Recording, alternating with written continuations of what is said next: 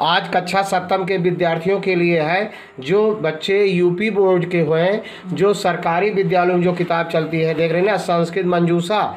ये जो पूर्व माध्यमिक विद्यालय कहा जाता है, जहाँ 6, 7, 8 का विद्यालय चलते हैं, बच्चे पढ़ते हैं, उसी विद्यालय के बच्चों का किताब है संस्कृत मंजूषा।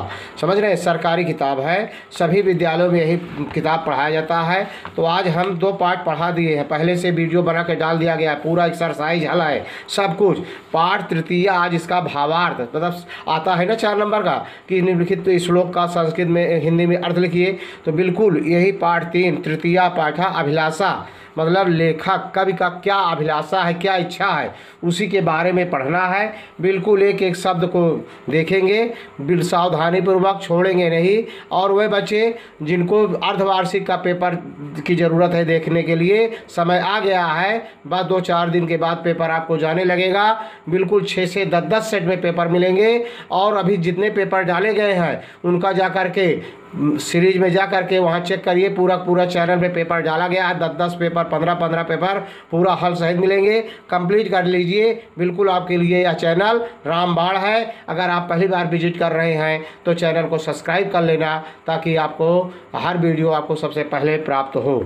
पहला श्लोक है, देखिए, दयामय देव दीनेश दया दृष्टि सदा देया।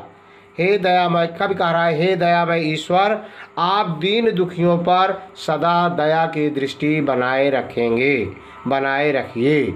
अगला लाइन में देखेंगे, प्रतिज्ञा दीन रक्षाया दयालु जात नो हेया। फिर कह रहा है, प्रतिज्ञा दीन रक्षाया दयालु, हे दयामय, हे दयालु, आप प्रतिज्ञा कीजिए कि आप दीन दुखियों के ऊपर से जात नो होया, मतलब आप दया दृष्टि नहीं हटाएंगे, दीन दुखियों के ऊपर से अपना कृपा दृष्टि नहीं हटाएंगे। बिल्कुल बहुत इम्पॉर्टेंट है, देख लीजिए अभिलाषा पाठ तृतीय पाठ है, पाठ 3, आपको बिल्कुल पूरा का पूरा नंबर मिलेगा। एक बार फिर से देख लीजिए, हिंदी अनुवाद केवल, हे दयामय देव दीन दुखियों पर सदा दया दृष्टि या कृपा बनाए रखें। फिर दूसरे लाइन का है, निर्बलों असहायों की रक्षा का वचन कभी ना तोड़ें, अर्थात कभी ना छोड़ें, अर्थात सदैव उनके ऊपर दया दृष्टि बनाए रखें। दूसरा श्लोक का अर्थ देखेंगे, 4 श्लोक है इसमें। मनुष्या मानवा भूत्वा इदानीं दानवा जाता। लेखक कह रहा है, कवि कह रहा है कि मनुष्या मानवा भूत्वा, मतलब मनुष्य मानव हो करके भी, इदानीं दानवा जाता, फिर भी यह दानव बन चुका है। मानव, मनुष्य मानव होते हुए भी दानव बन चुका है। देख रहे हैं ना, मानव आजकल दानव बन चुका है। दूसरे लाइन का अर्थ देखेंगे, तदेशाम मूढ़ता देशात द्रुतम दूरे त्वया नेया, अर्थात इसलिए देश को अज्ञानता से बचाना चाहिए। क्या कह रहा है, तदेशाम, इसलिए, मूढ़ता देशात, मतलब मूर्खता से, देशात, देश को, मूर्खता से, द्रुतम, दूर करना चाहिए, दूरे, त्वया नेया, और इससे हमें मूर्खता से देश को बचाना चाहिए। बहुत सरल शब्दों में आप देख रहे हैं, वीडियो को पूरा देखेंगे, स्किप नहीं करेंगे, पूरा का पूरा देखेंगे और आपको पूरा का पूरा नंबर मिलेगा।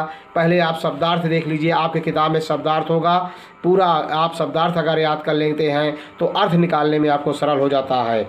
दया दृष्टि, कृपापूर्ण भाव, दया देना चाहिए, जात कदाचित, कभी, नो नहीं, हेया छोड़े, जाता हो जा गए हैं, इदानीम इस समय, मूढ़ता अज्ञानता, द्रुतम शीघ्र, नेया ले जानी चाहिए, त्वद उपदेशा अमृतम, तुम्हारे उपदेश रूपी अमृत को, त्वक्त्या छोड़कर, विपन्ना दुखी, हंत खेद है, ब्रूमहे कहें, मेया गाई जानी चाहिए, स्वीया अपने, विनीत प्रार्थना एकम, विनीत प्रार्थना एकाधन यम, विनीत विनम्र प्रार्थना एक या। देख रहे हैं ना। अब तीसरे श्लोक का अर्थ देखेंगे, है त्वद उपदेशा अमृतम त्वक्त्वा विपन्नो हंत लोको अहम, तद उद्धाराय चैतेषाम प्रभो गीता पुनर्गेया, अर्थात देखिए कभी प्रार्थना कर रहा है ईश्वर से, क्या प्रार्थना कर रहा है? खेद है। त्वद उपदेशाम अमृतम त्यक्त्वा, आपके उपदेश रूपी अमृत को त्याग करके विपन्नो हंत लोको अयम, यह पूरा संसार पुनः विपन्न गरीब हो चुका है। खेद है कि तुम्हारा उपदेश रूपी अमृत त्याग कर लोग इस संसार में दुखी बने हुए हैं। देख रहे हैं ना, त्वद उपदेशामृतम, देश अमृतम, संधि विच्छेद करेंगे। त्वद उपदेश अमृतम, तुम्हारे अमृत रूपी उपदेश को त्यक्त्वा छोड़ करके विपन्नो हंत, दुख है कि लोग दुखी बने हुए हैं। इस संसार के लोग, लोको अहम, इस संसार के लोग दुखी बने हुए हैं। अतद उद्धाराय, उनके उद्धार करने के लिए चैते साम प्रभु, हे प्रभु पुनः चैतन्य हो जाइए। क्या कराए?